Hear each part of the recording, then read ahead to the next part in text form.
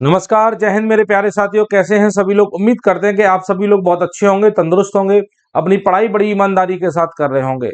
आप सभी बच्चों के लिए बहुत खुशी की बात है, जो बच्चा डिफेंस ज्वाइन करना चाहता है, डिफेंस में अधिकारी लेवल की नौकरी करना चाहता है, उन सभी बच्चों के लिए बड़ी खुशी की बात है, क्योंकि डिफेंस में सीएपीएफ में असिस्टेंट कमांडेंट की नई वैकेंसी निकल के आई है। जी हाँ, असिस्टेंट कमांडेंट की नई वैकेंसी निकल के आई है। एक अच्छी खासी पोस्ट निकल के आई है, एक अधिकारी के लेवल की जॉब है, बहुत शानदार जॉब है, रेपुटेटेड जॉब है। अगर आप ग्रेजुएट हैं, अगर आपने ग्रेजुएशन कर रखा है, तो ये आपके लिए बहुत सुनहरा मौका होने वाला है।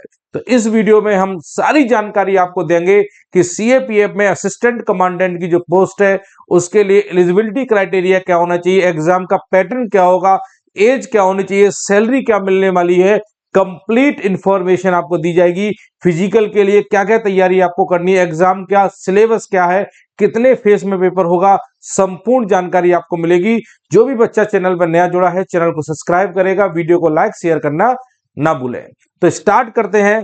सीएपीएफ में असिस्टेंट कमांडेंट की नई वैकेंसी। आपको पता है सीएपीएफ के अंदर बहुत सारे अर्धसैनिक बल आते हैं। सीआरपीएफ आता है, बीएसएफ आता है, सीआईएसएफ, आईटीबीपी, एसएसबी, बहुत सारे अर्धसैनिक बल आते हैं। सभी अर्धसैनिक बलों में अच्छी खासी वैकेंसी देखने को आपको मिल रही है।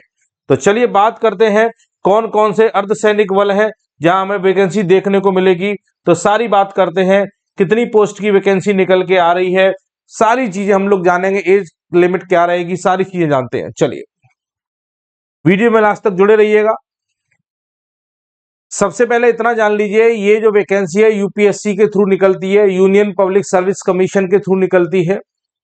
अगर आप देखें इंपॉर्टेंट डेट्स के बारे में, अगर हम देखते हैं क्या क्या है हमारी इंपॉर्टेंट डेट्स, पहले वो जान लेते हैं। तो आप देखिए फॉर्म भरना इसका स्टार्ट हो चुका है 5 मार्च से। अगर आपने अभी तक इसका फॉर्म नहीं भरा है तो इसका फॉर्म भर दीजिए, क्योंकि इसका फॉर्म भरना मेरे प्यारे साथियों स्टार्ट हो चुका है 5 मार्च से। 5 मार्च से इसका फॉर्म भरना स्टार्ट हो गया है, ठीक है। इसके बाद इसके फॉर्म भरने की लास्ट डेट कब है? 25 मार्च। 25 मार्च इसके फॉर्म भरने की लास्ट डेट है मेरे प्यारे साथियों, ठीक है। और फीस पेमेंट करने की भी लास्ट डेट 25 मार्च है। करेक्शन, अगर फॉर्म भरते समय कोई गलती हो जाती है, उसकी करेक्शन डेट कब है? 26 मार्च है। और एग्जाम डेट की बात करें तो एग्जाम डेट भी पहले से ही डिसाइड हो चुकी है, 3/8/2025। 8 का मतलब अगस्त, मतलब 3 अगस्त को इसका पेपर भी हो जाएगा।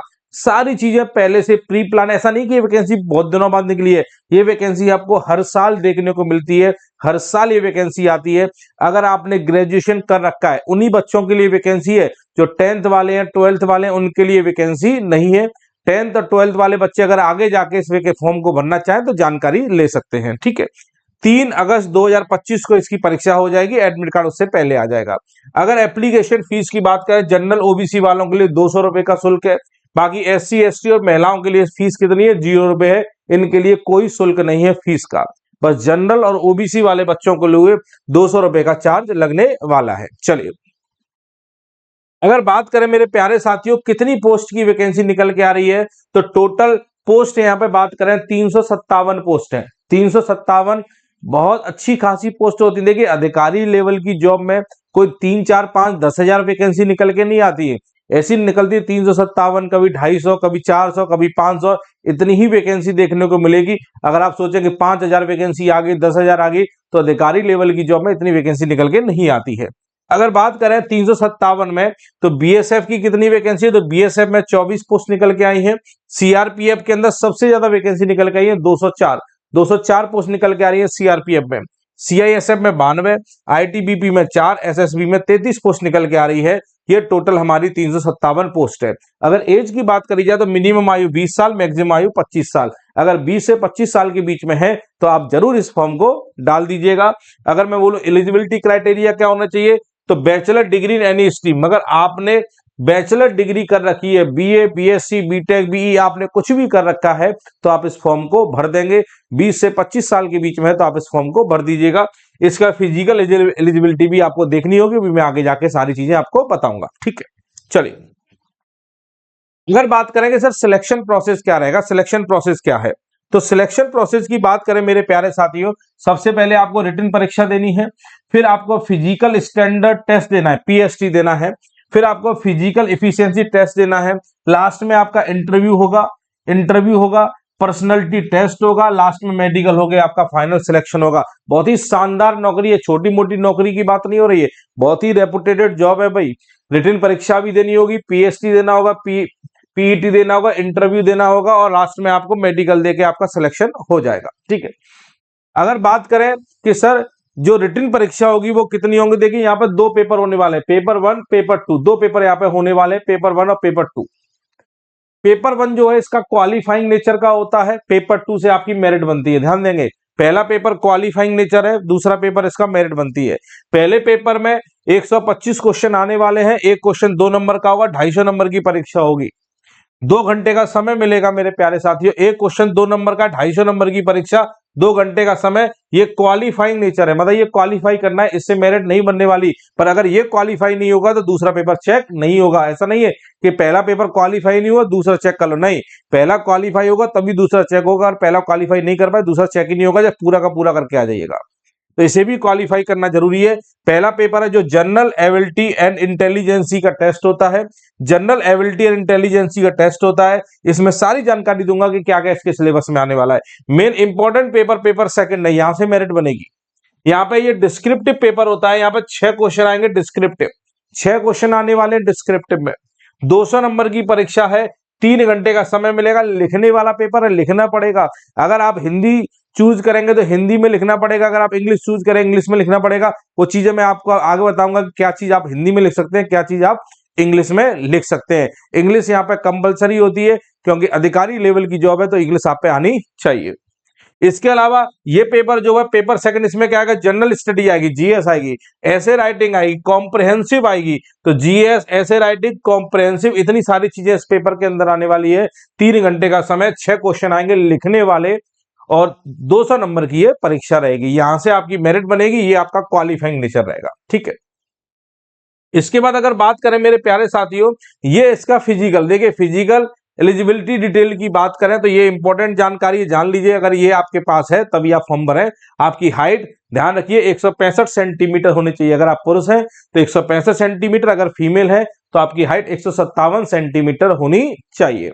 अगर बात करें चेस्ट की तो 81 से 86 सेंटीमीटर, मतलब 81 सेंटीमीटर नॉर्मल, 5 सेंटीमीटर का फुलाव, 86 सेंटीमीटर चेस्ट, और महिलाओं के लिए चेस्ट नहीं है।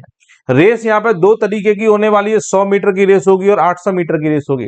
अगर 100 मीटर की रेस की बात करें तो पुरुष को ये 100 मीटर की रेस 16 सेकंड में पार करनी है, और महिलाओं को ये 100 मीटर की रेस 18 सेकंड में पार करनी है, जो कि कोई बहुत डिफिकल्ट टास्क नहीं है। आप अगर प्रैक्टिस करेंगे आसानी से कर लेंगे। दूसरी रेस होने वाली है 800 मीटर की। 800 मीटर की रेस पुरुष को 3 मिनट 45 सेकंड में पार करनी है, और महिलाओं को 4 मिनट 45 सेकंड में पार करनी है। ध्यान दीजिए, महिलाओं के लिए 1 मिनट ज्यादा है, 4 मिनट 45 सेकंड, और पुरुष के लिए 800 मीटर की रेस 3 मिनट 45 सेकंड में तय करनी है। लॉन्ग जंप रहेगी, 3.5 मीटर की लॉन्ग जंप है। यहाँ पे महिलाओं के लिए लॉन्ग जंप 3 मीटर की है। शॉर्ट पुल, गोला फेंक की बात करें, 7.26 किलोग्राम का गोला पुरुष को 4.5 मीटर तक फेंकना है, और महिलाओं के लिए गोला फेंक नहीं है। ये फिजिकल स्टैंडर्ड टेस्ट हो गया है। पीईटी और पीएसटी ऐसा होना चाहिए, हाइट होनी चाहिए, चेस्ट होनी चाहिए, दौड़ होनी चाहिए, लॉन्ग जंप, शॉर्ट पुल, ये सारी चीजें आपकी होनी चाहिए। ठीक है, इसके बाद लास्ट में इंटरव्यू होगा। इंटरव्यू कितने नंबर का होगा, 150 नंबर की इंटरव्यू होगा। इंटरव्यू एकदम यूपीएससी लेवल का होता है, ध्यान दीजिए, क्योंकि यूपीएससी इसकी परीक्षा कराती है। तो आईएएस का जिस लेवल का इंटरव्यू होता है उससे थोड़ा सा हल्के लेवल का इंटरव्यू होगा, पर यूपीएससी लेवल का ही इंटरव्यू होता है। मैं इसका आपको पूरा नोटिफिकेशन दिखाता हूं, सारी जानकारी देता हूं कि क्या इसका सिलेबस है, क्या है संपूर्ण जानकारी। जो नोटिफिकेशन हमारे पास है उस नोटिफिकेशन में हमारे पास क्या जानकारी है, ध्यान दीजिएगा। सैलरी वगैरह बहुत अच्छी सैलरी यहाँ पे मिलती है, सैलरी की तो बात ही मत करिए। जॉब जो है बहुत ही शानदार जॉब है, ये रेपुटेटेड जॉब है, बहुत ही सुंदर सैलरी है, मतलब लगभग 1,98,000 के करीब सैलरी है भाई। ये हमारे पास पूरा नोटिफिकेशन है इसका, जो आपको देखने को मिलेगा। ऑनलाइन फॉर्म अप्लाई होगा, इस वेबसाइट पे जाइएगा upsconline.gov.in, यहाँ जाके इस फॉर्म को भर दीजिएगा। फॉर्म भरना इसका स्टार्ट हो चुका है मेरे प्यारे साथियों। ये बेसिक जानकारी है जो आप पढ़ लीजिएगा। बहुत सारी जानकारी मैं आपको दे चुका हूं, जो इंपॉर्टेंट चीजें वो मैं आपको बता देता हूं सिलेबस के बारे में। फॉर्म भरने की लास्ट डेट यहाँ लिखी हुई है, 25 मार्च है फॉर्म भरने की लास्ट डेट। जरूर इस फॉर्म को आप भर दीजिएगा। ठीक है, मोबाइल नंबर, फोन नंबर एकदम सही डालिएगा। ऑनलाइन पेपर अगर देखना है तो ये दिया गया, वैसे इस पे ऑनलाइन पेपर दे सकते हैं आप। ये पोस्ट दी गई जो मैं आपको बता चुका हूँ, ये पोस्ट सारी चीजें मैं आपको बता चुका हूँ। ये सेंटर ऑफ एग्जामिनेशन है, ये जो आप देख रहे हैं यहाँ पे आपके सेंटर्स जा सकते हैं, आप इनमें सेंटर चूज कर सकते हैं, अपने नजदीक का सेंटर देख लीजिएगा, वहां पे आपकी परीक्षा हो जाएगी। एलिजिबिलिटी क्राइटेरिया मैं आपको बता चुका हूँ, एज के बारे में जानकारी दे चुका हूं मैं आपको। क्वालिफिकेशन में आपको बता चुका हूँ कि आप ग्रेजुएट होने चाहिए, ग्रेजुएशन अगर आपके पास नहीं है तो आप फॉर्म नहीं डाल पाएंगे। फीस 200 रुपये लगेगी, ये भी जानकारी दे चुका हूँ। अप्लाई करने का तरीका ये बता चुका हूँ, ऑनलाइन फॉर्म अप्लाई करना है आपको। बेसिक डिटेल है, बहुत ज्यादा कुछ डिफिकल्ट है नहीं है।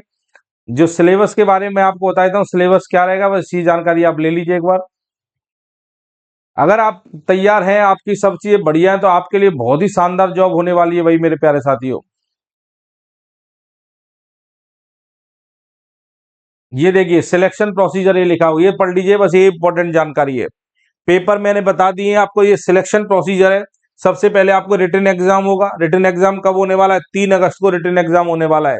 पेपर 2 होंगे, एक ही दिन में दोनों पेपर होंगे, ऐसा नहीं अलग अलग दिन होंगे, एक ही दिन में पेपर हो जाएगा। पेपर 1 जो है वो सुबह 10 बजे से 12 बजे तक होगा, और पेपर 2 जो है 2 बजे से 5 बजे तक होगा। भाई एक ही दिन में 2 पेपर होंगे, ठीक है। पेपर फर्स्ट जो है आप देख लीजिए, जनरल एबिलिटी एंड इंटेलिजेंस का होता है, 250 नंबर का मल्टीपल चॉइस क्वेश्चन आते हैं। और पेपर सेकंड जो है जनरल स्टडीज ऐसे एंड कॉम्प्रहेंशन होगा, ये 200 नंबर का होता है। यहाँ पढ़ लीजिए, in this paper candidate will be allowed to option of writing the essay component English और हिंदी। देखिए जो ऐसे आएगा उसे आप हिंदी और इंग्लिश दोनों में किसी में भाषा में ले सकते हैं जो आपका अच्छा है। But the medium of the precis writing और comprehension component are other communication language skill will be in English only.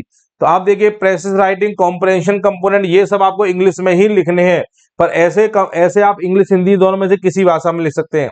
ये नोट आप अच्छे तरीके से पढ़ लीजिएगा, नोट दिया गया है। ये फिजिकल स्टैंडर्ड टेस्ट है, ये मैं आपको बता चुका हूँ, रेस रनिंग वगैरह की सारी बातें बता चुका हूँ। ये आप देख लीजिए पेपर फर्स्ट का ये पूरा सिलेबस है। यहाँ पर पेपर फर्स्ट के अंदर क्या आने वाला है, जनरल मेंटल एबिलिटी जिसे बोलते हैं, रीजनिंग आएगी, यहाँ पे थोड़ा सा मैथ्स आएगा, क्वांटिटेटिव एप्टीट्यूड आएगा यहाँ पे, ठीक है, डेटा इंटरप्रिटेशन आएगा, जनरल साइंस आ जाएगी। और आप देखिए Indian polity, history, Indian world geography, ये सब पहला पेपर है। पेपर सेकंड में जनरल स्टडी ऐसे कम ये आएगा, ये पेपर सेकंड का है भाई।